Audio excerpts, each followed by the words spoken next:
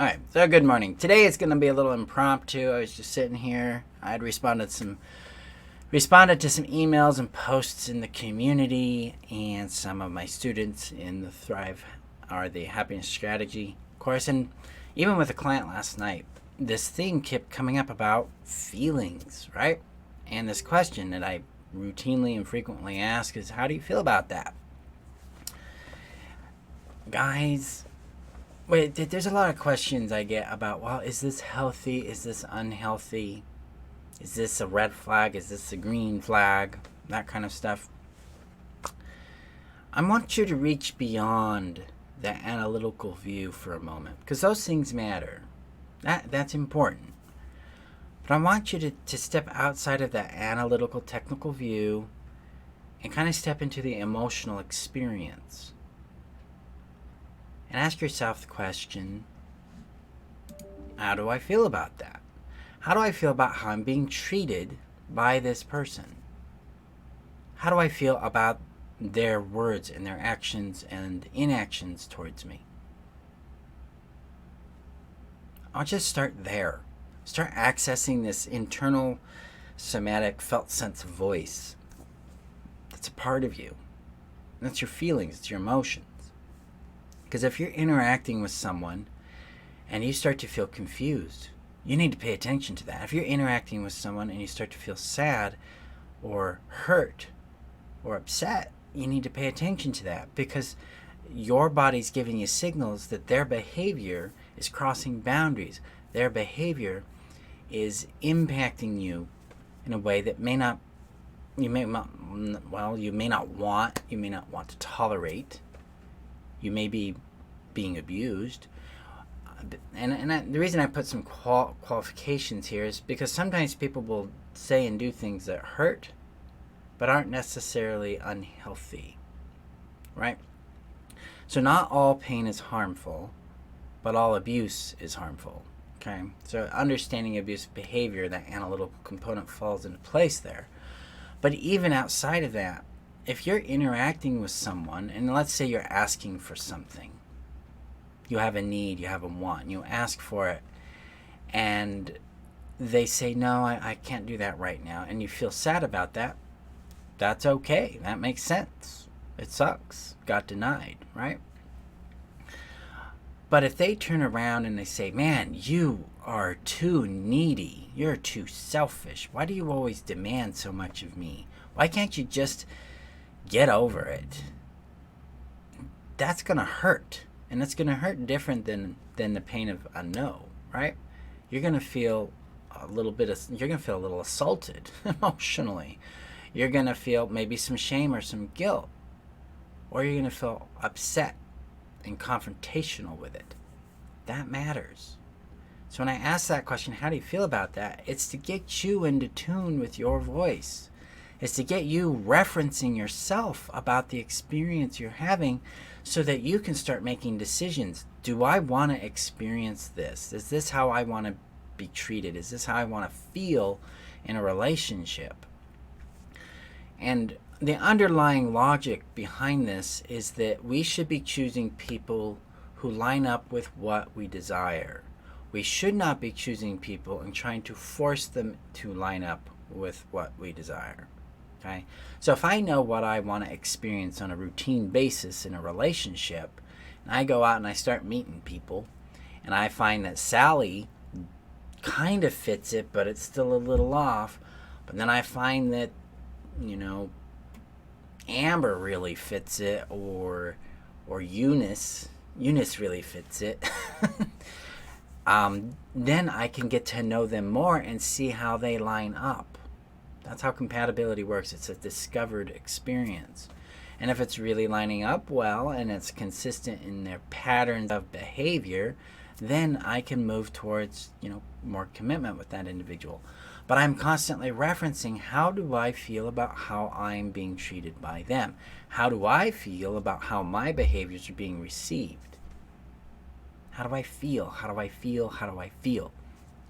Relationships are largely an emotional experience.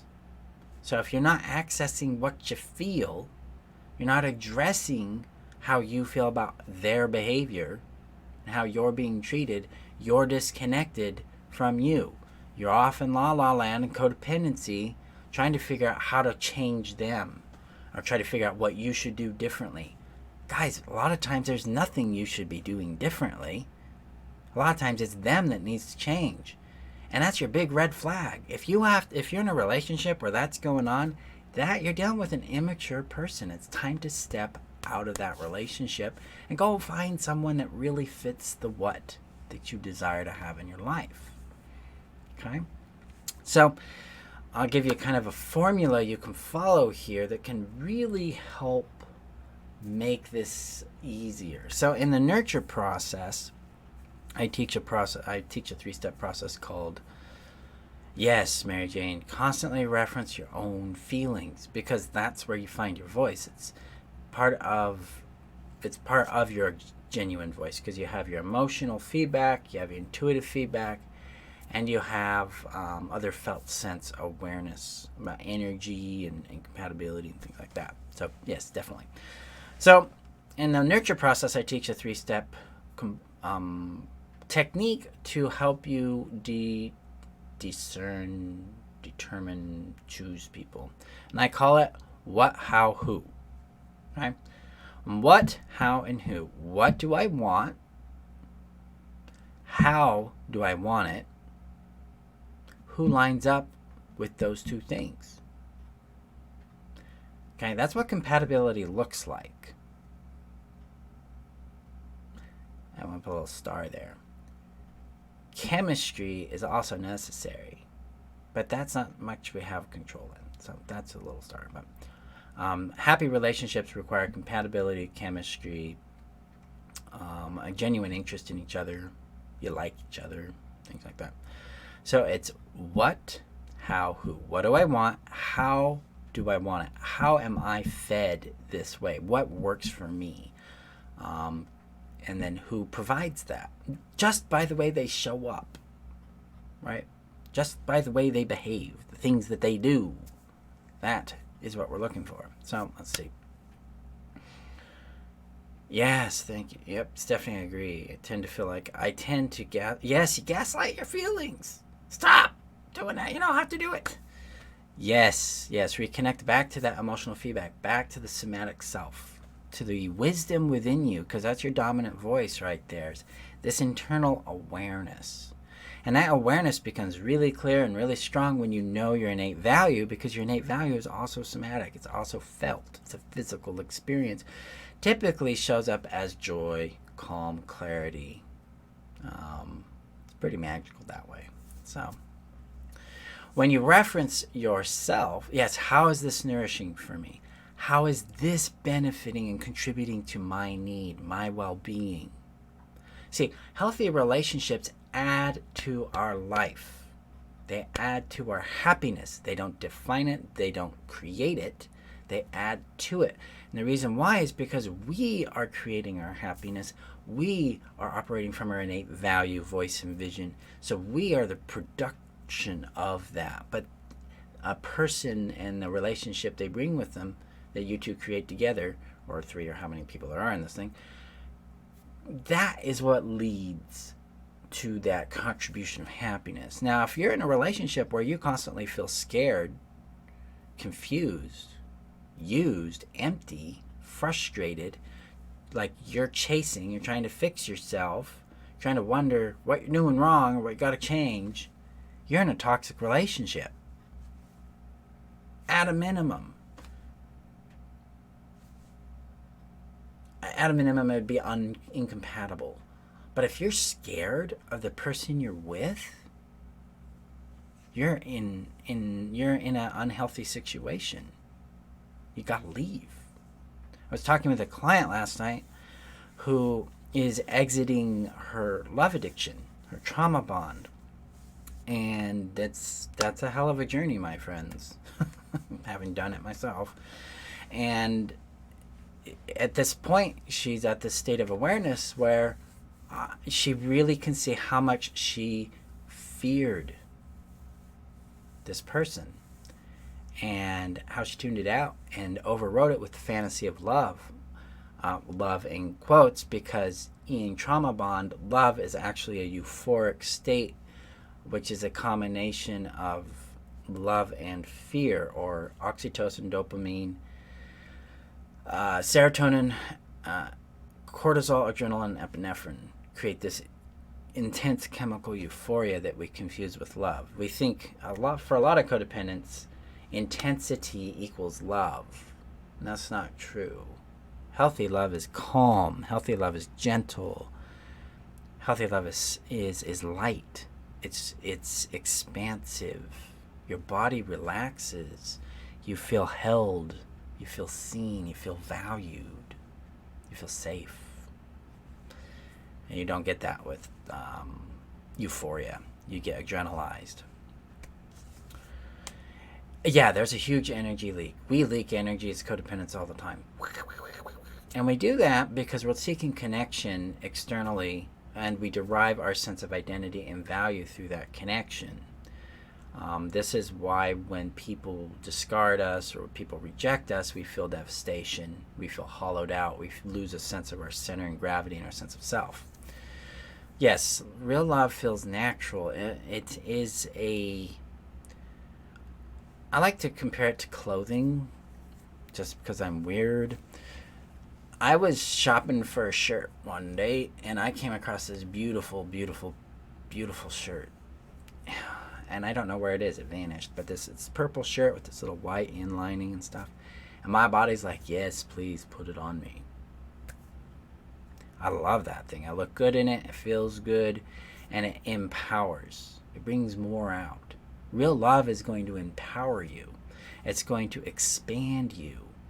A person who loves who you are is going to celebrate you with you. And they're going to confront you with your own potential in kind and loving ways. They're not there to change you. They just want you to know your happiness and experience your joy. They're not there to take something from you. They're not there to complain about how you don't do what they want when they need it, and it's just kind of like everything is wrong and I'm a victim. No. They may have complaints about how you do things, or if there is a deficiency in the relationship, they can bring out and say, hey, we're not doing this enough for me. Can we talk about that? Because complaints are legitimate, but they're not going to attack you. They're not going to diminish you. They're not going to tear you down, and you're not going to feel scared. Okay? I see, Mary Jane. So helpful. Thank you. Yeah, you're very, very welcome. When was the last time I actually felt sick? Yeah, that's a powerful question to ask, because for most of us, it can be really hard to detect when that was. I at this point in my journey out of codependency and out of that narcissistic abuse that was my childhood, I've had it like 3 or 4 times this week, which was really, really nice. But in the past, that was pretty rare. And I also didn't give it. I mean, we have to own our side of this equation. It's not just things being done to us, but it's also how we show up. And sometimes, depending on where we are in the narcissism, codependent spectrum and stuff like that, we may have behaviors and habits that we have to confront within ourselves. Because I know for me, like in my previous marriage, I was pretty much an asshole, and I didn't show up. I wasn't attentive. I wasn't a caring person then. I dealt with borderline personality disorder and had to work that through. And so I showed up in a pretty terrifying way. And I have to own that. And I've owned that, and that brings more accountability for me. But it also has helped me understand the other side of the journey, which is how we develop intimacy and how we hold space for others and how we're received in the brilliance that we be. Okay? So there's this interesting nuance and dance when it comes to this, is how do we show up, and how are we contributing, and then how are we being contributed to? Because ultimately, there's a dance going on between these factors that we have to be conscious of, and we have to understand our own motivators and our own skill sets and how we communicate our needs, or how we're not doing that, which was really my issue at that point in time that was not showing up well. Let's see. Okay, so we can affirm that our feelings are a consequence of someone's bad behavior. Like, you can't feel confused if you choose to, only if someone is incongruent. Yeah, your feelings are a signal that something's going on with your interaction with a person. Okay? Now, feelings are not facts. We have to be really, really conscious here about this concept of feelings being facts, because they're not always accurate. Feelings can be wrong. I'm replete. It's something I experience frequently.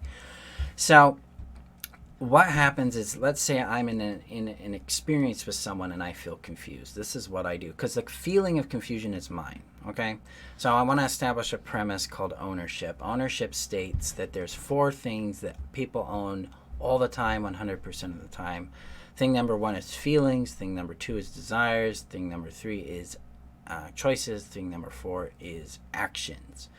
So in this situation, the feeling is confusion.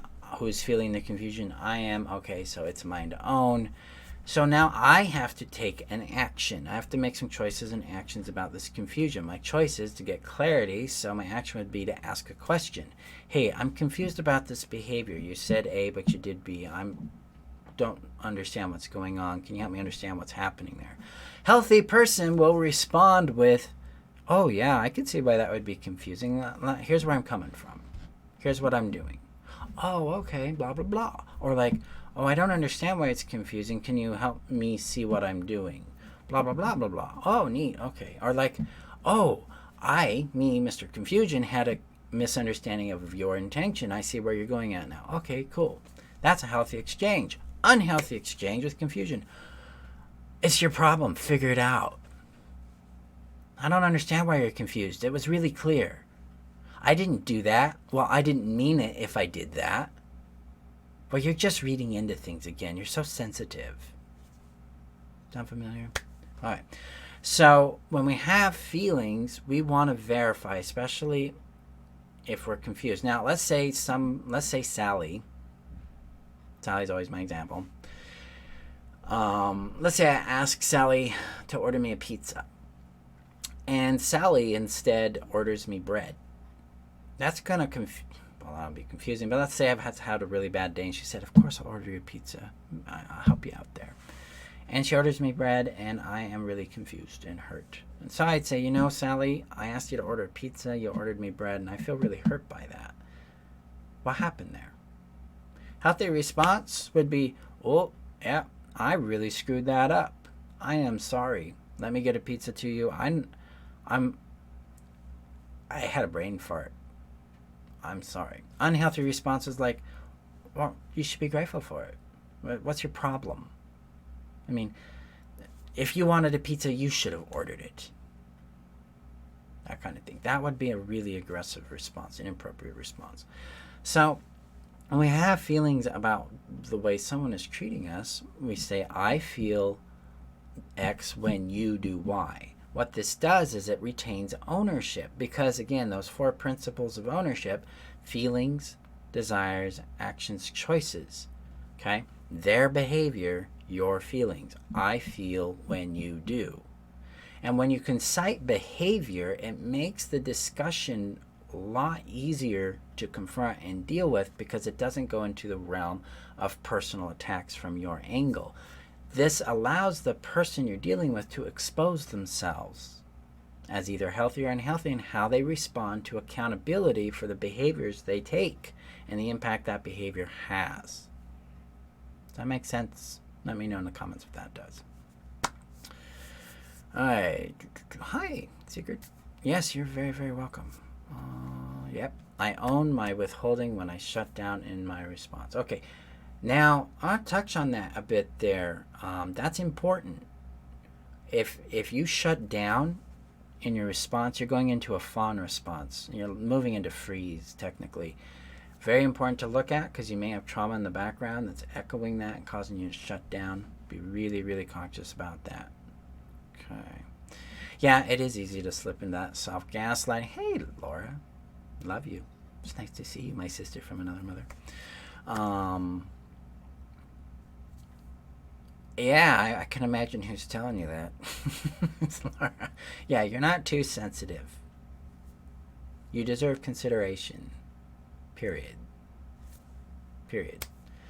Owning my confusion about the behavior I'm experiencing, calling it out immediately. Hey, I'm confused. Yes. Yes. Yep.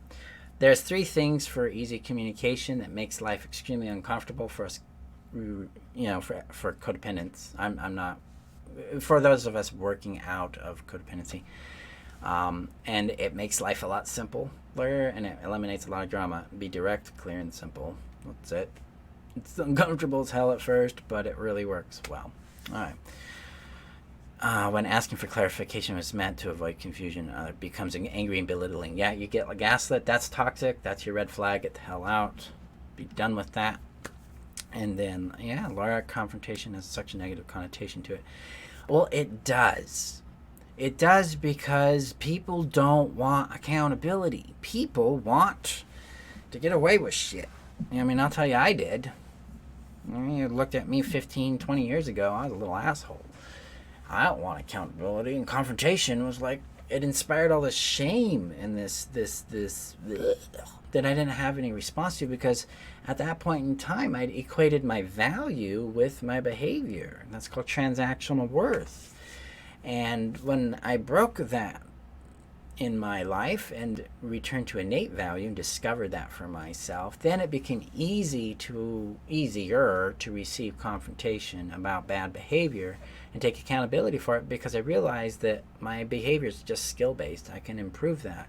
And then my skills just more effectively express the being that I be, which is my point of view, my attempt to have integrity and joy, clarity, and to be kind and confrontational with certain things. I have a zero tolerance policy for abusive and toxic behaviors in the world, so I tend to really point those out when I see them, especially if they're going to affect me personally. Yeah, that's not going to be pleasant for people.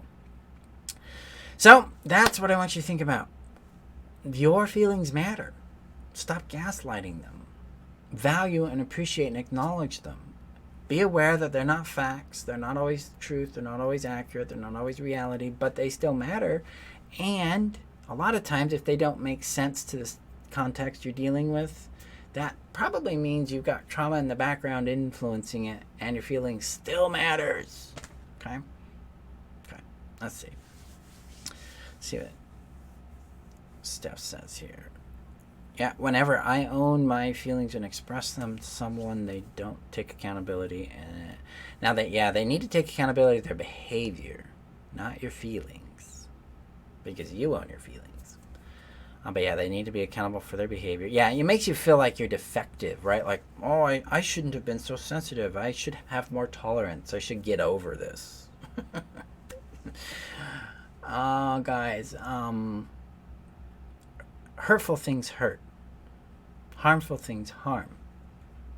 It's a lot like, I equate it, it comes out to me like this. If you put your hand on a hot stove, does it not burn? Well, if someone's doing hurtful things, it makes sense for it to hurt. You're not supposed to get over that. You're supposed to respect that, hey, that behavior hurts, that's got to stop. Either I need to leave the situation, or I need to end the relationship. I need to confront the person and see what they do. Because hurtful behaviors hurt, so you don't have to change that. The gaslighting from a toxic or narcissistic or abusive person has convinced you that you shouldn't feel what you feel. But in reality, you feel what you feel because you're sane. You're sane. Hurtful things hurt. Loving things feel loving. Okay? Okay, my friends, I appreciate you. Thank you for being here. Thank you for the support you give me. I get a lot of comments and feedback privately and publicly for this work. I appreciate that. Sometimes it takes a fair amount of guts to come out and be blunt on some of these things because it does attract attention from people that can be fairly aggressive. I appreciate you having my back. I've got yours. And remember, my friends, that you are worthy, you are worth knowing, you are worth loving, and you are worth keeping. And I will see you guys next week in next week's training. Have a great day, guys. Be safe out there. See ya on Tuesday. Bye-bye.